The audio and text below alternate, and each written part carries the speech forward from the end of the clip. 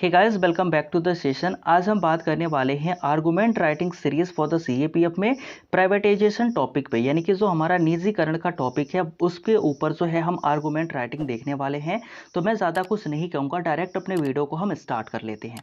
Basically हमारा introduction क्या होता है, अगर हम इंट्रोडक्शन की बात करें तो इंट्रोडक्शन में हम बेसिकली ये देखेंगे कि जो रिसेंटली गवर्नमेंट है take decision on the various sector to be privatise, यानी कि जो हमारी गवर्नमेंट है उसने क्या किया है, काफ़ी ऐसे जो सेक्टर्स हैं उनको जो है वो प्राइवेटाइज करने की जो बात है वो अभी करी थी। तो प्राइवेटाइजेशन का मतलब एक बार देख लेते हैं क्या होता है। तो privatisation means transfer to ownership, यानी कि जो हमारी ओनरशिप होती है उसको ट्रांसफर कर देना। Management and control to the public enterprises to the entrepreneurs in the private sector, यानी कि जो भी हमारे प्राइवेट सेक्टर्स हैं उनको हमारी पूरी कंट्रोल और मैनेजमेंट की जो ओनरशिप है वो दे देना। एक तरीके से हमारा प्राइवेटाइजेशन कहलाता है। अगर हम नेक्स्ट बात करें तो हमारा डायरेक्ट शुरू हो जाता है आर्गुमेंट क्या हो सकते हैं, तो इसके फेवरिंग पॉइंट में होंगे और अगेंस्ट पॉइंट में होंगे। तो अगर हम फेवरिंग पॉइंट की बात करें तो हमारा जो आर्गुमेंट होगा वो क्या होगा, reduction in a budgetary deficit, यानी कि जो हमारा बजटरी डेफिसिट होता है उसमें काफ़ी कमी हमें देखने को मिलेगी अगर हम प्राइवेटाइजेशन को सपोर्ट करते हैं। किस तरीके से करते हैं, तो public sector enterprises were putting large burden on public exchequer due to huge losses and growing subsidiary payment, यानी कि जो हमारे पब्लिक सेक्टर होते हैं तो पब्लिक सेक्टर में क्या होता है, अगर कोई भी पर्सन जो है वो जॉब करता है तो उसे क्या देना पड़ता है, कुछ सब्सिडरी पेमेंट देना पड़ता है। ठीक है, इससे कंपनी को क्या होता है, ह्यूज लॉसेस हो जाता है, जिससे कि हमारी जो गवर्नमेंट है, जो हमारे पब्लिक एक्सचेंजर है उनमें जो ह्यूज लॉसेस होता है, इसके कारण जो हमारी गवर्नमेंट है या फिर हमारी जो पब्लिक सेक्टर है उस पर काफ़ी ज़्यादा बर्डन हो जाता है। किसको लेकर के, इकोनॉमी को लेकर के, रुपए पैसे को लेकर के। ठीक है, तो privatisation reduce the financial burden of the government, यानी कि जो हमारी प्राइवेटाइजेशन होगी वो हमारी सरकार की क्या करेगी, बजटरी पॉलिसी को, या फिर बोल सकते हैं कि जो बजटरी डेफिसिट हो रही थी यानी कि फाइनेंशियल बर्डन जो हो रहा था उसको कहीं ना कहीं वो रिड्यूस करेगी, कम करेगी। अगर हम अपने दूसरे पॉइंट की बात करें तो हमारा दूसरा पॉइंट होता है कम्पिटेटिव इन्वायरमेंट, यानी कि प्रतिस्पर्धापूर्ण जो वातावरण है, माहौल है, उसकी अगर हम बात करें तो वो भी हमारे फेवरिंग पॉइंट में जाता है, किसके, प्राइवेटाइजेशन के। ठीक है, तो privatisation abolish the monopoly of the public sector, यानी कि जो हमारी प्राइवेटाइजेशन है वो जो हमारी पब्लिक सेक्टर की मोनोपोली होती है उसको कहीं ना कहीं एबॉलिश कर सकती है।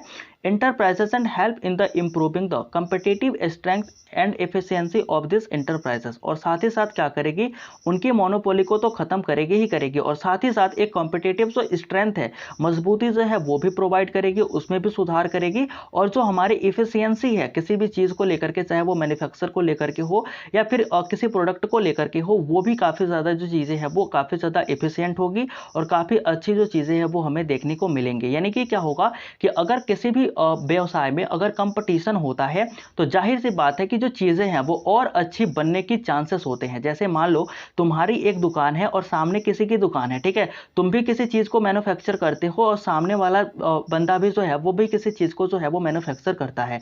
अगर चीज़ें जो सेम है, अगर दो जगह मैन्युफैक्चर हो रही हैं तो जो ग्राहक है वो किन जगहों से सामान को खरीदेगा, तो जहां पर जो क्वालिटी है वो अच्छी मिलेगी। यानी कि क्या होगा कि जो हमारी इफिशियंसी है वो और भी अच्छी देखने को मिल जाएगी अगर हम प्राइवेटाइजेशन करते हैं अपने पब्लिक सेक्टर को। ठीक है, अगर हम अब इसके थर्ड पॉइंट की बात करें जो कि फेवरिंग पॉइंट होता है वो कुछ ऐसा है कि बेटर मैन्युफैक्चरल एफिशिएंसी, जो अभी हम बात कर रहे थे कि जो हमारी बेटर मैन्युफैक्चरल एफिशिएंसी है वो किस तरीके से और अच्छी हो सकती है। तो privatization is support as manufacturing efficiency, यानी कि जो हमारा प्राइवेटाइजेशन है वो हमारे मैन्युफैक्चरल एफिशिएंसी को क्या करता है, और भी ज़्यादा सपोर्ट करता है। As the management is not subject of the unwanted political pressure and interference, यानी कि जो हमारे प्राइवेट सेक्टर होते हैं उसमें किसी भी पॉलिटिक्स का जो है वो कोई रोल नहीं होता है, उसमें किसी भी पॉलिटिकल लीडर का कोई इंटरफेरेंस नहीं होता है। इसके कारण जो कंपनी है वो मेन तरीके से फोकस होकर के क्या करती हैं, मैन्युफैक्चर पे ध्यान देती हैं और अच्छी जो चीज़ें हैं यानी कि एफिशिएंट मैन्युफैक्चर जो है वो करने में सक्षम हो जाती हैं। ठीक है, अगर हम क्विक डिसीजन मेकिंग की बात करें तो जो हमारी प्राइवेट सेक्टर है वो काफ़ी जल्दी जो है वो किसी भी चीज़ पर डिसीजन ले लेती हैं। तो the policy of privatisation will be best in imparting greater flexibility in the decision making process as management would be free from any governmental invention। मतलब क्या है, मतलब यह है कि जो हमारी पॉलिसी है प्राइवेटाइजेशन की वो क्या होती है, वो काफ़ी ज़्यादा फ्लेक्सिबल होती है और वो किसी भी चीज़ पर जो है वो डिसीजन काफ़ी जल्दी और अच्छे तरीके से मैनेजमेंट वाले या बोल सकते हो कि एक वेल डिफाइंड तरीके से जो है वो अपने डिसीजन को ले लेती है। क्यों ले लेती है? क्योंकि उसके मैनेजमेंट में और किसी भी जो है वो गवर्नमेंटल इन्वेंशन का रोल नहीं होता है, वो इन सभी चीज़ों से फ्री होती है और वो इतनी जल्दी किसी भी चीज़ को डिसीजन लेने में सक्षम होती है। अगर हम बात करते हैं आर्गुमेंट इन अगेंस्ट, अगेंस्ट में अगर कौन कौन से आर्गुमेंट है जो प्राइवेटाइजेशन के हो सकते हैं, तो वो कुछ ये हैं कि सोशल वेलफेयर नेग्लेक्टेड। मतलब क्या है कि जो हमारी प्राइवेट कंपनियां हैं वो सोशल वेलफेयर जो है उनको वो नेग्लेक्ट करती हैं, उनको वो कंसीडर नहीं करती हैं। तो the foremost argument against privatisation policy is that private sector enterprises operate mainly with the objective of profit maximum. इसका मतलब क्या है? मतलब यह है कि जो हमारी आर्गुमेंट है जो इसके अगेंस्ट में जाती है उसमें सबसे पहला या फिर बोल सकते हो कि सबसे बड़ा जो आर्गुमेंट है वो ये है कि जो हमारी प्राइवेट कंपनियां हैं वो सोशल वेलफेयर को, यानी कि जिससे समाज की भलाई हो सके, उन चीज़ों पर वे कभी भी ध्यान नहीं देती। और इसके अलावा वे और कौन सी चीज़ें हैं जिन पे ध्यान देती हैं, तो हम बोलेंगे जो हमारे प्राइवेट सेक्टर एंटरप्राइजेस हैं वे बेसिकली ऑपरेट करती हैं मेनली उन चीज़ों पर जिनसे उनको प्रॉफिट जो है वो मैक्सिमम हो सके। तो मैक्सिमम प्रॉफिट की तरफ वो ध्यान देती हैं। उनका ऑब्जेक्टिव ये होता है कि वो मैक्सिमम प्रॉफिट जो है वो ले सकें। इससे क्या होगा? तो this system does not guarantee, इससे ये होगा कि ये जो हमारे सिस्टम है वो किसी भी तरीके से गारंटी नहीं लेती है कि the social welfare of the people, poor people, यानी कि जो हमारे सोशल वेलफेयर है, यानी कि जो हमारे समाज में रह रहे गरीब लोगों की भलाई हो सके, इस चीज़ की कोई भी जो गारंटी है वो प्राइवेटाइजेशन जैसे सिस्टम नहीं लेती है। यानी कि हमारे जो सोशल वेलफेयर स्कीम होती है वो इसमें नेग्लेक्ट हो जाती है, उसमें इसको कंसिडर नहीं किया जाता है। ठीक है। अगर हम बात करें हमारे दूसरे अगेंस्ट पॉइंट की, तो वो ये है कि LOP साइडेड इकोनॉमी और डेवलपमेंट, यानी कि क्या होती है कि हमारी जो इकोनॉमिक डेवलपमेंट है वो किस तरीके से प्रभावित हो सकती है। जो कि इसके अगेंस्ट में पॉइंट जाता है वो ये है कि private sector does not take interest in project which the risky and having long generation period with lower profitability. मतलब क्या है? मतलब ये कि जो प्राइवेट सेक्टर है वो किसी भी तरीके से ऐसे प्रोजेक्ट में इंटरेस्ट नहीं रखती है जिसमें काफ़ी ज़्यादा रिस्क हो और जो प्रॉफिट हो वो काफ़ी ज़्यादा कम हो और लंबे समय तक जो है वो उनका प्रोजेक्ट चले।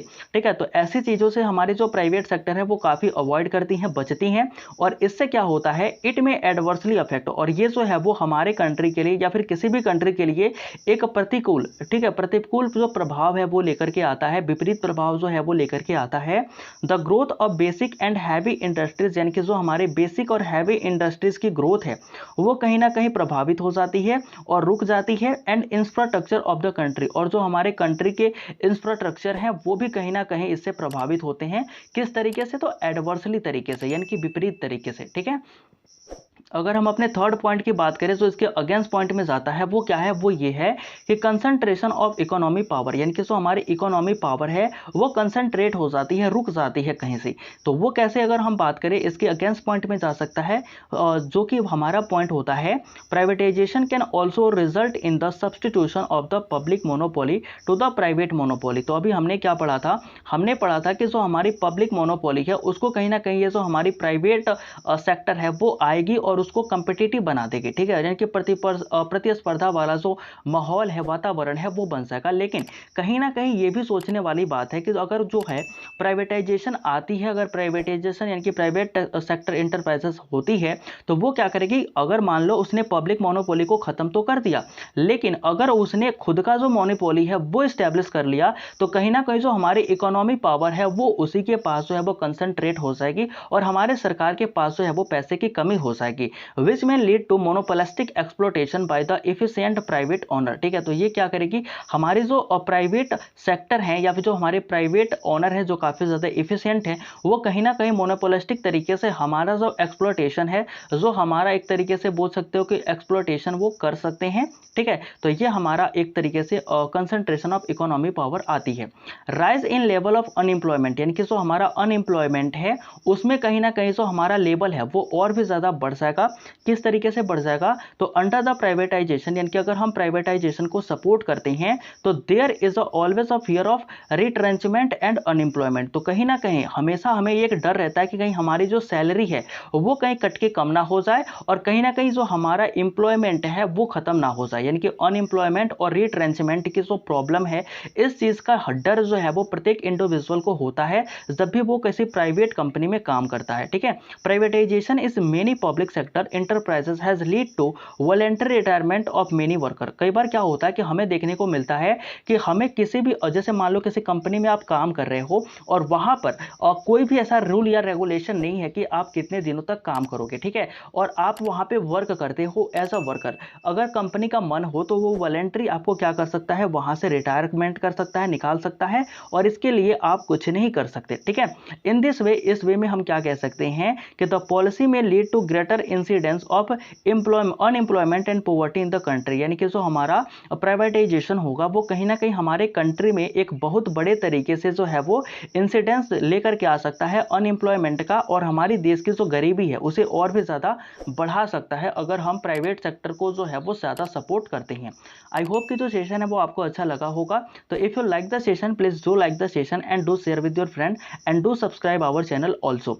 Thank you for attending the session guys. If you want to join our Telegram, you can join defence student community on Telegram. Link जो है डिस्क्रिप्शन में मिल जाएगा। नहीं मिलता है या ओपन नहीं होता है तो आप क्या करेंगे, डिफेंस स्टूडेंट कम्युनिटी जो है इसे सिंपली सर्च करेंगे और ज्वाइन कर लेंगे। तो मिलते हैं नेक्स्ट वीडियो में, तब तक के लिए जय हिंद।